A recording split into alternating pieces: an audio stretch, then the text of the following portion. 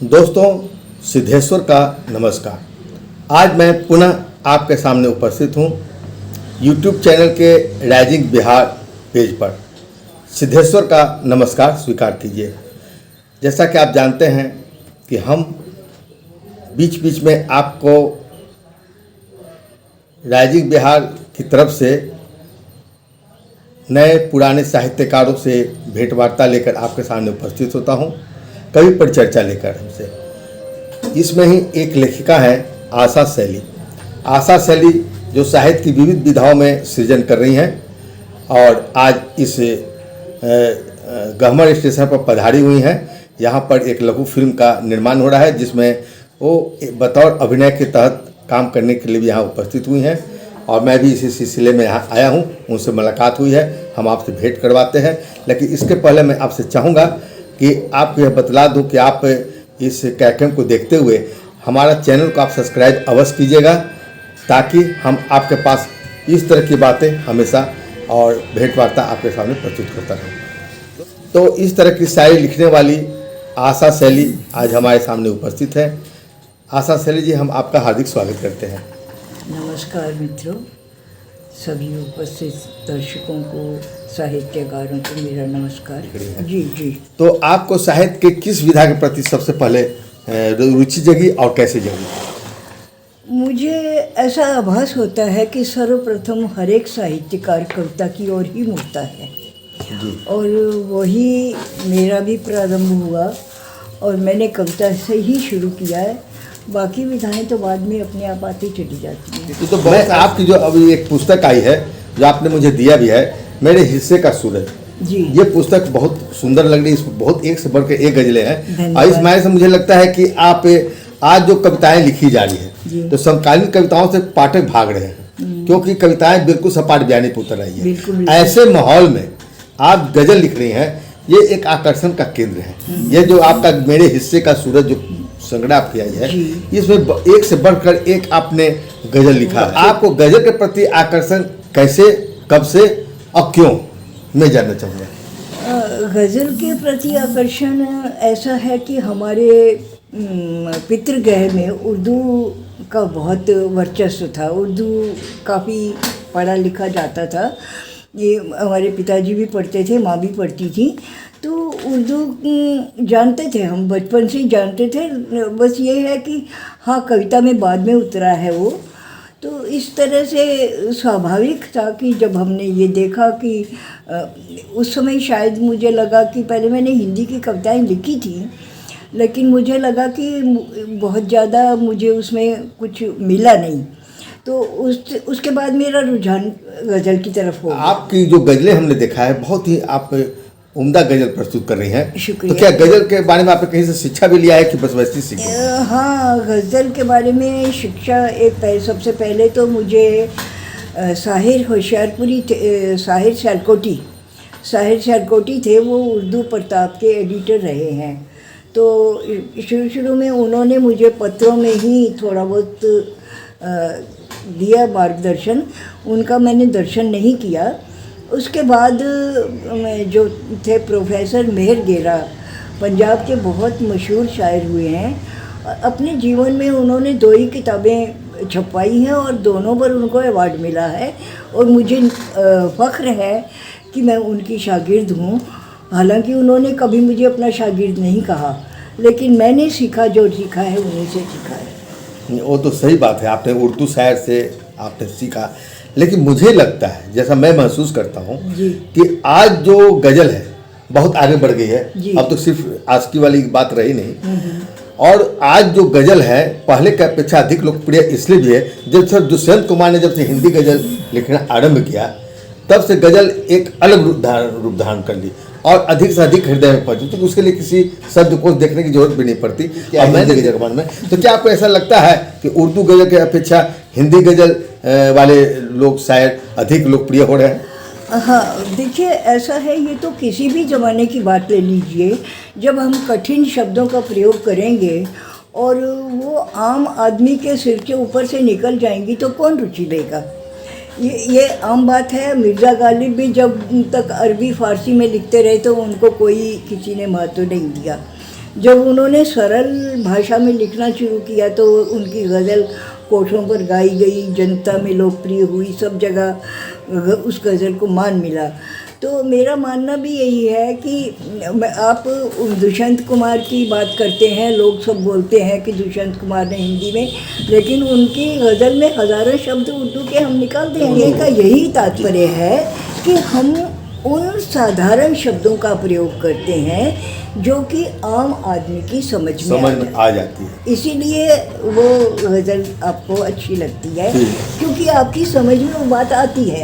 यदि आपकी समझ में बात नहीं आएगी तो उसको आप समझ में नहीं आएगी। बिल्कुल। चलिए, हम तो गज़ल पर बहुत सारी बातें आपसे कर ली और समय हमारे पास का, हम चाहते हैं आपसे बहुत अधिक बात करें। आप तो कई विधाओं में छाई हुई हैं आशा संजय, आपसे हमारी बहुत पुरानी पहचान है। आज भले आपसे मुलाकात हमारी हो रही है, लेकिन जब मैं पटना में था, लघु कथा आंदोलन जब चल रही थी, डॉक्टर सतीश साहब पुष्करना जी हमारे बीच थे, आप अक्सर पटना आया करती थी। उस समय से हमारी आपसे पहचान, आपकी लघु कथा पर हमने पोस्टर भी बनाया है, लघु कथा पोस्टर भी बनाया है। तो मैं यह जानना चाहता हूँ कि लघु कथा आंदोलन समय की आप उतनी सक्रिय थी, लघु कथा के प्रति आपके क्या विचार है? अब आपकी कितनी लघु कथाएं अब तक लिख चुकी हैं? क्या लघु कथा की भी कोई पुस्तक प्रकाशित हुई है? जी हाँ, मेरी एक लघु कथा की पुस्तक प्रभात की उर्मियाँ 2005 में पब्लिश हुई है और इस समय वर्तमान में आरती के दिए नाम से साहित्य भंडार के पास प्रकाशनाधीन है। अब कब आती है कब नहीं आती वो अलग बात है। तो ये है कि लघु कथा और गज़ल मुझे लगता है दोनों ही आम आदमी के बहुत ज़्यादा निकट हैं। और अच्छा, आप लघु कथा, आप कहानी भी लिखी है। हाँ। मैं जानता हूँ, जिस तरह मैं सभी विधाओं में लिख रहा हूँ, आप भी लिख रही हैं। तो आज मुझे लगता है कि कहानी की अपेक्षा लघु कथाओं के प्रति पाठक अधिक माने कि आकर्षित हैं और इसलिए लघु कथाएं की पुस्तकें अधिक प्रकाशित हो रही। क्या आप इस बात को स्वीकार करती हैं? नहीं, मैं नहीं करती। मैं इस बात को स्वीकार नहीं करती क्योंकि मुझे लगता है कि पाठक हर तरह का होता है। जैसे हम किसी को खट्टा पसंद है, किसी को मीठा पसंद है, उसी तरह से आज भी उपन्यास भी पढ़े जा रहे हैं, कहानियाँ भी पढ़ी जा रही हैं। अभी मेरी 9 कहानियों का अंग्रेजी में अनुवाद हुआ है और बड़ी बड़ी कहानियाँ हैं। तो आप इसको क्या कहेंगे? मतलब कि आज के समय में कहानी के पाठक भी हैं। हाँ, आप इस बात को स्वीकार करते हैं। चलिए, अच्छी बात है, आपका ये विचार है और निश्चित तौर पर आप कथा का। लेकिन आपको क्या ऐसा नहीं लगता है कि बहुत सारे आज कहानी से भागने की वजह भी एक कारण यह भी है, जिस तरह कविताओं से लोग भाग रहे सपाट ज्ञानी कविता देखकर, उसी तरह बहुत सारे हंस पत्रिका है, बहुत बड़ी बड़ी पत्रिकाएं जो कि नाम के आधार पर कहानी तो प्रकाशित कर देते हैं, लेकिन इतनी क्लिष्ट और इतनी बोझिल कहानियाँ होती है कि लोग पढ़ना नहीं चाहते, इस कहानी में लोग पाठक भागते हैं। तो क्या आपको लगता है कोई कुछ ऐसे कथाकारों का आप नाम बतलाइए जो पुराने और नए, 2-4 ऐसे नाम बताइए जिनकी कहानियाँ आज भी पसंद की जाती रही हैं और कल भी की जाती थी? ये फिर वहीं घूम फिर के सरलता पर आ जाती है। जब आप सरलता से किसी भी बात को कहेंगे, चाहे वो आप उपन्यास लिखें, गज़ल लिखें, कविता लिखें, कहानी लिखें, गीत लिखें, कुछ भी आप जब सरलता से प्रस्तुत करेंगे तो उसका स्वागत होगा ही होगा। और ऐसे कहानीकारों में मैं पुराने कहानीकारों में मैं शिवानी को बहुत पसंद करती हूँ क्योंकि शिवानी की कहानी एकदम सरल और हृदय में उतरने वाली और समझ में आने वाली होती थी। उनकी संवेदनाओं को भी लोग समझते थे और इसी तरह से चित्रा मुद्गल भी हैं, उनको भी अच्छे तरह से लोग समझ पा रहे हैं। वर्तमान में भी ऐसे बहुत से लोग हैं जो इसका नाम लीजिए तो मैंने कि आप नाम लेकर मुसीबत तो फंसना नहीं चाहती। मैं देख रहा हूँ कि गहमर में आप आई हैं लघु फिल्म के निर्माण में अपनी अभिनय देने के लिए। आपको अभिनय के प्रति कैसे मन की रुचि जागी? क्या आप पहले नाटक भी किया करती थी? हाँ, थोड़ा बहुत रुचि तो बालकाल से थी ही। स्कूल में थोड़ा बहुत तो मंच का काम होता ही था, नाटकों में भाग लेते ही थे, लेकिन ये अनायास हुआ। एक मजाक के तौर पर हमने एक लघु फिल्म में काम कर दिया। लोनली मदर फिल्म आज से शायद 3 साल पहले बनी है शारदा प्रकाशन से। तो उसको किशोर जी ने देखा तो उसमें मैंने माँ की भूमिका की थी। तो किशोर जी ने देखा तो इनको अच्छा लगा, तो इन्होंने मुझे फिर बुला लिया अभिनय के लिए। तो इनको लगा कि मैं अभिनय कर सकती हूँ। इसका मतलब कि आप पहली बार नहीं आई, इसके पहले भी आप कर चुकी हैं? इससे पहले कर चुकी। बहुत अच्छी बात। तो कविता से आपने आरंभ किया, तो चलिए अच्छी बात है। आपने लघु कथा लिखना कब आरंभ किया और लघु कथा के प्रति आपकी रुचि कब जागी? लघु कथा मुझे ऐसा आभास होता है कि मैंने 1982-83 के बाद भी शुरू किया है। मेरा अनायास ही इनसे अशोक भाटिया वगैरह से संपर्क हुआ, और उसी समय नहीं, शायद पहली बार मेरा डॉक्टर सतीश राजपुष्करना से संपर्क हुआ।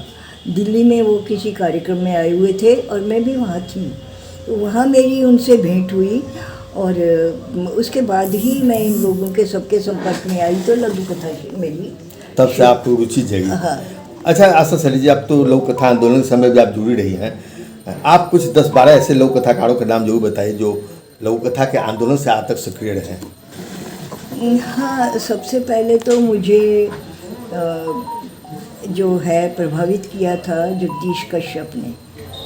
मैं उनका नाम लेना नहीं भूलती हूँ, हालांकि वो अब हमारे बीच में नहीं है। तो फिर पुष्करना जी रहे हैं, फिर ये अपना रामेश्वर काम्बोज हिमांशु रहे हैं, और रमेश चंद्र श्रीवास्तव हैं, और बहुत सारे लोग हैं, निर्मला सिंह हैं, और बहुत सारी महिलाएं भी हैं। आज तो खैर बहुत ही हैं, आज तो ये है कि लोग मठाधीश बने बैठे हैं और आराम से दूसरे अच्छे खासे लघु कथाकारों को नकार देते हैं। ये बात आप बोली तो मुझे ख्याल आ गई, और यह चर्चा शायद बिहार में थोड़ा ज़्यादा है। मठाधीश बनकर अपने आप को लोक कथा का मसीहा बनने के कई लोगों को यह प्रलोभ है, जबकि सत्य यह है कि बहुत सारे ऐसे लोक कथाकार हैं जो उससे बेहतर लिख रहे हैं। उनकी ओर तो साहित्य की इस राजनीति से निश्चित बचना चाहिए। तो आप इस बात को घेरे हैं, चलिए अच्छी बात। अच्छा, तो आज जो पुरस्कार और सम्मान बांटे जा रहे हैं रेवड़ी की तरह, वो पुरस्कार एक समय था, अब मुझे पता नहीं कि आपको किस तरह का पुरस्कार मिले हैं। आप पुरस्कार के प्रति, साहित्य में पुरस्कारों के प्रति साहित्यकारों को कितना परहेज करना चाहिए या नहीं करना चाहिए, उसके प्रति आपके क्या?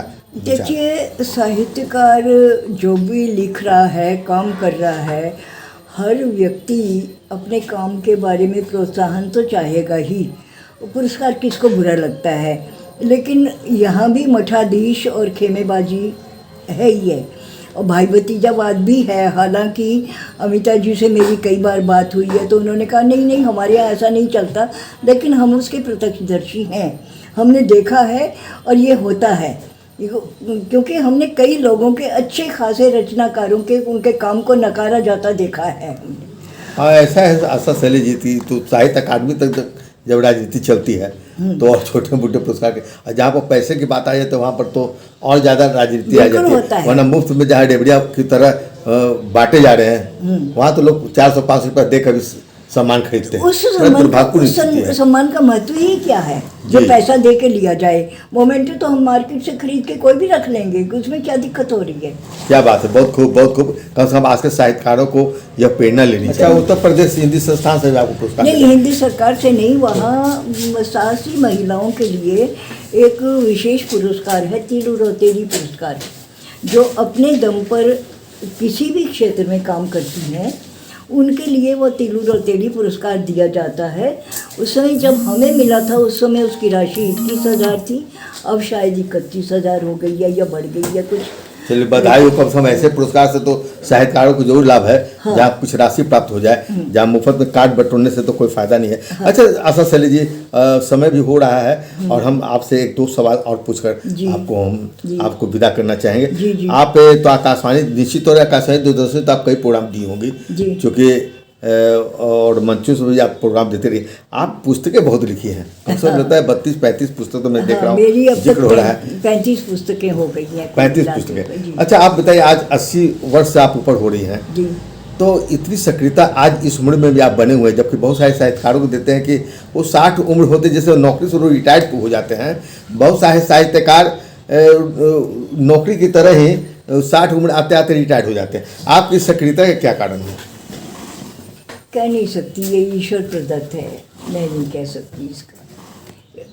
सबसे बड़ी बात ये है कि मैंने किसी का सहारा नहीं लिया, हर काम अपना खुद करती हूँ, और हो सकता है कि राम जी ने वही ऊर्जा मेरे को दी हो, क्योंकि मुझे किसी का ना तो दासत्व पसंद है और ना किसी की दया पसंद है, तो ये कारण हो सकते हैं।